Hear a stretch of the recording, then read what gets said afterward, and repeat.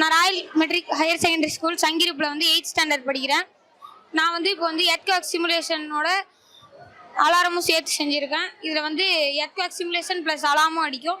இதில் என்னோட ஸ்பெஷாலிட்டி என்னன்னு பார்த்தீங்கன்னா, எல்லா அலாரம் ஸ்டேஷன்லேயும் நார்மல் மெட்டல் வச்சு செஞ்சுருப்பாங்க. ஆனால் நான் இது வந்து டங்ஸ்டன் மாடலில் செஞ்சுருக்கேன். வேர்ல்டு ஸ்ட்ராங்கஸ்ட் மெட்டல்னே பேர் வாங்கின டங்ஸ்டன் வச்சு நான் செஞ்சுருக்கேன். இதில் எல்லா பார்ட்டுமே டங்ஸ்டன் வச்சு செய்கிறதுனால அதை செய்யும் போது ஈஸியாக இருக்கும். இப்போ இதில் வந்து பலூன்ஸ் ரப்பர் பேண்ட்லாம் வச்சுருக்கோன்னா அது அட்ஜஸ்டபிள் ப்ராடக்டாக இருக்கும். அதை இப்போ நான் லைட்டாக ஷேக் பண்ணாலே தன்னால் குலுங்க ஆரம்பிச்சிடும். இப்போ அதை அடித்து காட்டுறேன், டெமோ பண்ணி காட்டுறேன்.